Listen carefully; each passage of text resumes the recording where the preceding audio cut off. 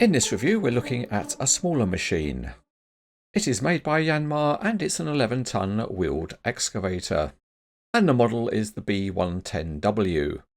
There's no other information on the box about the real machine, but if we look underneath we see the model is made by NZG and it's model number 9741. On the weighbridge the box is nearly 11 ounces, which is just over 300 grams. As usual, it's time to open the box and see what's inside. Out comes the usual pair of expanded polystyrene trays and they are taped together, so just for a change we'll use scissors to cut the tape. Lifting off the top tray we start to see the model, peel back the soft paper, and then we can carefully lift it out using the giant hand crane. There's no assembly to do on the model because it's complete out of the box, and there's a little bit more packaging to remove, and that is masking tape, which is used to keep a pin in position while the box is being transported. On the weighbridge the model itself weighs just over 7 ounces, and that turns out to be just over 200 grams. Just a reminder that you can see a lot more about models on the Cranes Etc. website, and the link to it is in the video description below.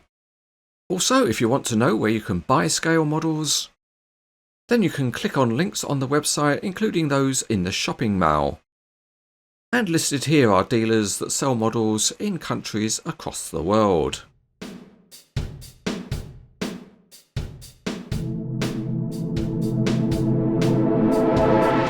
Looking underneath, and the axle is modelled and the drive shaft between them is also modelled. The two big stabiliser arms are made of metal, and the tyres have a nice tread pattern. They are mounted on detailed wheels with nice hubs, and the stabiliser pads are also made in metal. Small hydraulic rams operate the stabilisers. The cab has got a window in the roof, and mounted on the side is a plastic mirror. At the bottom of the windscreen, small graphics add to the look. The grab rail is thin and metal, and there's decent detailing inside the cab. The windows have got well-defined black seals, and the detailing behind the cab is really good with graphics and panel handles being detailed. At the back the quality of the decoration looks particularly good, and there's the Yanmar name on the counterweight, and there's another mirror. There's also a small exhaust pipe. On the opposite side there's another 20 maximum speed sign, and another mirror gives the driver an alternative view.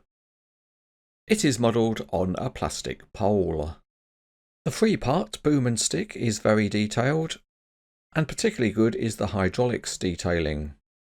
Soft hoses run to all of the hydraulic rams, and again the decoration is very sharp, including the Yanmar graphics. Another nice touch on the stick is the detailing of the auxiliary hydraulics, and silvered hydraulic pipes run to the power takeoff point. There's another chevron graphic at the top of the stick. The small bucket is a metal part with decent teeth.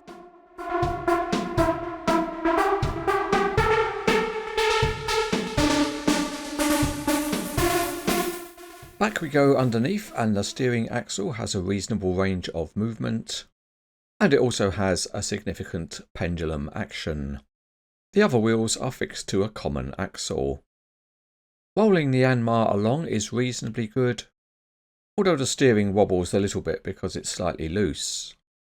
Let's set the steering and see what happens, and there's a bit of a wobble and a reasonable angle is achieved. For digging stability you can lower the two stabilisers, and they operate nicely with the rams having a good stiffness. You can lower them further so that they actually hold up the axle wheels free, but the pendulum axle doesn't have a lock on it, so there's potentially some rocking. We move on to a rotation of the machine, and for this the model is very smooth. It's also very precise with no rocking on the turntable. Next we check out the digging functions, and the articulated boom and stick arrangement gives a very flexible set of movements.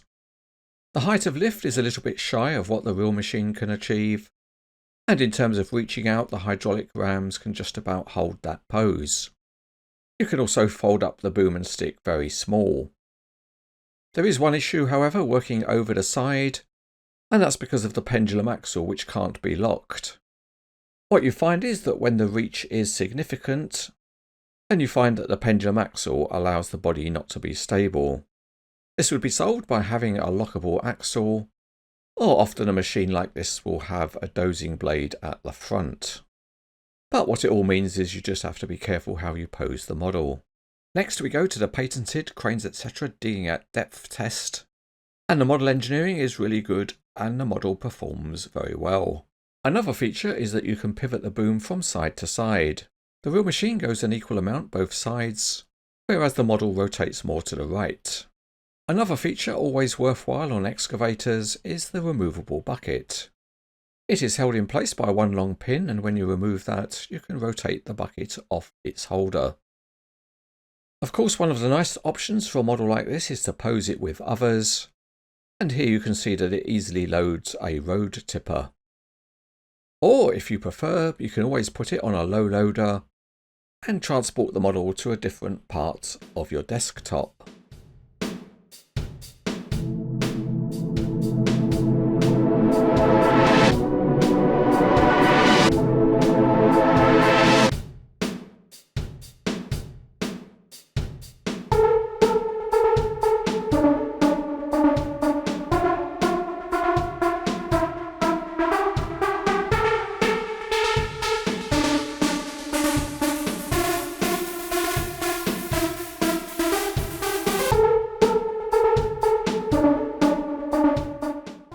This is a well-made, high-quality model of the Yanmar B110W by NZG.